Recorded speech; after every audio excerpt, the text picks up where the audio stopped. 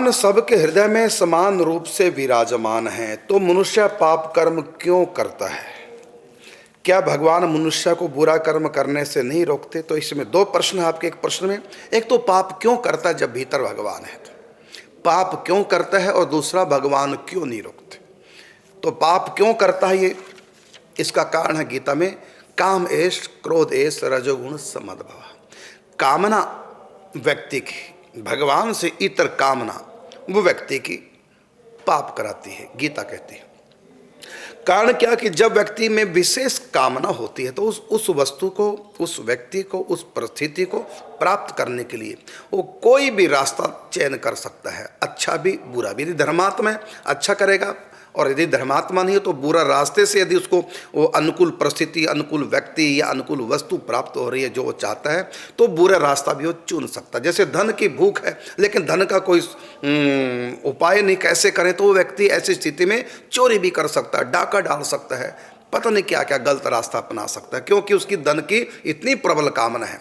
लेकिन वो इस योग्य नहीं है, तो फिर वो क्या करता है कि मैं अधर्म का रास्ता पकड़ता हूँ।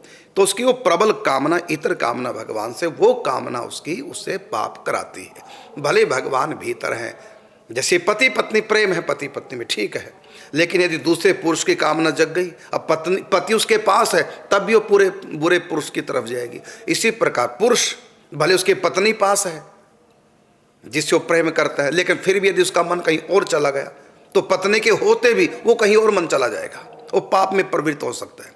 और जो धर्मात्मा है, चाहे उनकी पत्नी नहीं और सामने चाहे अप्सरा भी क्यों ना खड़ी हो, तब भी वो माँ कह के प्रणाम करेगा।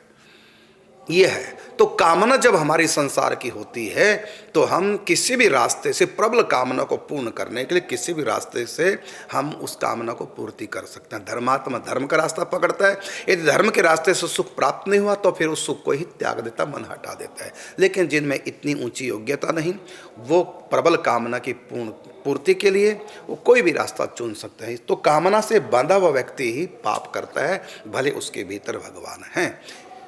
ये कारण है। और फिर आपने कहा कि भगवान क्यों नहीं रोकते, इसका अर्थ है भगवान रोकते हैं, हाथ पकड़ के तो नहीं रोकते हो। उर प्रेरक रघुवंश विभूषण लिखा हुआ रामायण में, उर प्रेरक रघुवंश विभूषण, मतलब भगवान उसको दिल में, उसके अंदर से प्रेरणा करते हैं ये गलत काम करना नहीं चाहिए। और उसको पता चल जाता है, क्योंकि मानव तन गुण ज्ञान निधाना, तो मनुष्य के तन में भगवान बैठे और उसको ज्ञान देते रहते हैं, ये काम ठीक है, ये काम ठीक नहीं है, तो भीतर से उसको भगवान प्रेरित करते हैं। और गीता में भी बात आई है कि भगवान उसको भीतर से प्रेरित करते हैं। तो कहा ना कि उसमें है गीता का, हाँ विस्मृति हो रही श्लोक की, तो उसमें भगवान ने स्वयं कहा कि मैं ही हृदय को प्रेरित करता हूँ। वेदश्च सर्वे रहमेव वेद्यो वेदांत कृद्वे दविदेव चाहम, ये श्लोक है। तो भगवान कहते हैं कि मैं ज्ञान स्वरूप हूँ, तो वो ज्ञान स्वरूप परमात्मा सबके भीतर बैठे हैं, मानव तन गुण ज्ञान निधाना, वो प्रेरणा करते रहते हैं क्या करना क्या नहीं करना, क्या ठीक है क्या गलत है। तो भगवान रोकते हैं भीतर से, लेकिन डंडे से नहीं रोकते, वो हाथ पकड़ के नहीं रोकते, वो केवल ज्ञान के द्वारा रोकते हैं। तो मनुष्य को ज्ञान दे देता है कि काम ठीक नहीं है, लेकिन वो भगवान की सुनता नहीं। जब नहीं सुनता तो फिर भगवान कहता ठीक है मर, क्योंकि कर्मण्यवाधिकारस्ते माँ फलेषु कदाचन, गीता में कहा तुमको कर्म करने की स्वतंत्रता, कर। फिर मैंने तो बता दिया ये काम ठीक है ये काम गलत है, अब करना ना करना तू जाने। तो इस प्रकार भगवान ज्ञान के द्वारा उसको रोकते हैं। ये आपका प्रश्न कि भगवान रोकते क्यों नहीं, तो मैंने बताया डंडे से नहीं रोकते, वो ज्ञान के द्वारा रोकते हैं। गीता में भी यही कहा और रामायण में भी, और प्रेरक रघुवंश विभूषण। जैसे हनुमान जी देखो लंका में अशोक वृक्ष के ऊपर बैठे हैं और नीचे सीता जी बैठी हैं, वो देख रहे हैं कि अनुकूल वातावरण हो तो मैं मातेश्वरी के सन्मुख हो जाऊं, लेकिन सामने एकदम रावण आ गया, ये सब बातें। और रावण धमका के चला गया, फिर सोचा अब मैं क्या करूं, रावण चला गया लेकिन ये सब राक्षसियां बैठी हैं। अब भगवान उसको कहना चाह रहे हैं हनुमान जी को, कुछ उस समय प्रेरणा दे रहे हैं। देखो किस ढंग से प्रेरित कर रहे हैं कि लंका को जलाना है, ये प्रेरणा भगवान को देनी है।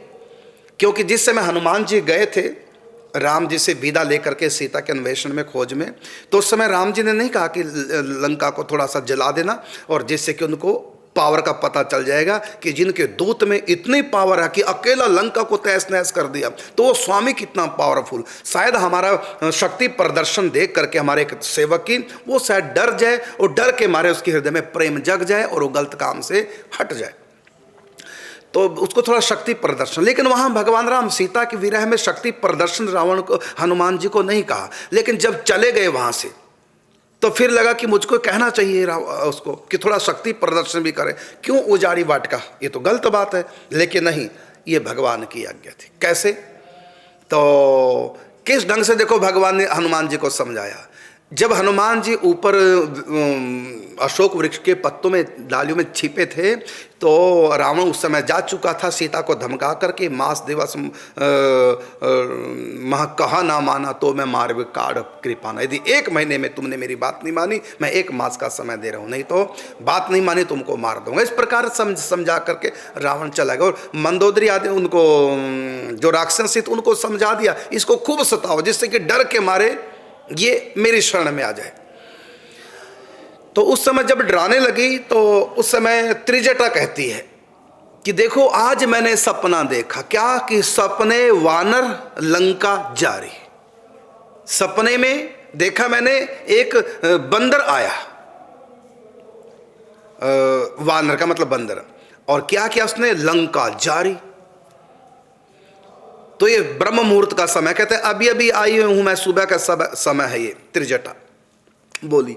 अब हनुमान जी ने मन में विचार किया कि सपना तो सच्चा है, एक तो ब्रह्म मुहूर्त का है, और फिर मैंने प्रत्यक्ष में भी देख लिया, इन्होंने कहा कि बंदर आया है लंका में, तो मैं तो आया हूं, बंदर तो आया लंका में। इसका मतलब यहां से पता चल रहा है कि सपना सच्चा है। फिर उस बंदर ने क्या किया? सपने वानर लंका जारी, और जारी के 2 अर्थ है, जलाना और उजाड़ना। तो देखो किस ढंग से हनुमान जी तक राम जी ने मैसेज दे दिया ज्ञान हनुमान जी को। क्या? कि तुमको शक्ति प्रदर्शन करना है। क्या करना है?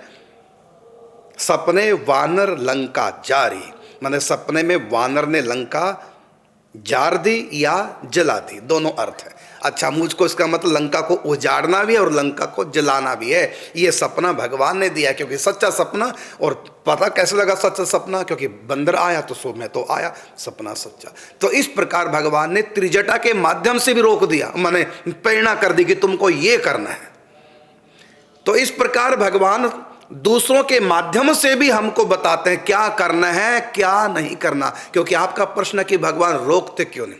भगवान पाप कर्म करने से रोकते हैं। और प्रेरक रघुवंश विभूषण डायरेक्ट हृदय में प्रेरणा कर देते हैं, स्वप्न के माध्यम से कर देते हैं, दूसरों के माध्यम से करते हैं क्या करना क्या नहीं करना। जैसे हनुमान जी को भगवान ने कैसे प्रेरित किया कि लंका को उजाड़ना है, जलाना है, किसके माध्यम से? त्रिजटा के माध्यम से। इस प्रकार क्या करना क्या नहीं करना, ये भगवान संतों के माध्यम से, माता पिता के माध्यम से, मित्र के माध्यम से, पत्नी के माध्यम से, पति के माध्यम से, बच्चों के माध्यम से, अखबार के माध्यम से, ग्रंथ के माध्यम से, सत्संग के माध्यम से, टीवी के माध्यम से, ये सब भगवान ज्ञान देते रहते हैं। तो भगवान के पास क्या करना जीव को, क्या नहीं करना मनुष्य को, ये सब समझाने के लिए भगवान उसको कदम कदम पे प्रेरणा देते रहते हैं क्या करना क्या नहीं करना। क्योंकि आपका प्रश्न था कि भगवान क्यों नहीं रोकते, भगवान पूरा ज्ञान देते हैं। लेकिन व्यक्ति है प्रबल कामना के वश में हो जाता है और वो सुनता नहीं। ना विभीषण की सुनी, रावण को भी विभीषण के माध्यम से गाइड किया भगवान ने, हनुमान जी के माध्यम से गाइड किया, अंगद के माध्यम से गाइड किया, उनकी पत्नी मंदोदरी के माध्यम से गाइड किया, उनके नाना माल्यवान के माध्यम से गाइड किया। तो भगवान ही तो ये ज्ञान दे रहे हैं कि तुम गलत हो, यहाँ तुम ठीक हो जाओ। लेकिन रावण ने बात नहीं मानी क्योंकि प्रबल कामना का शिकार हो चुका था।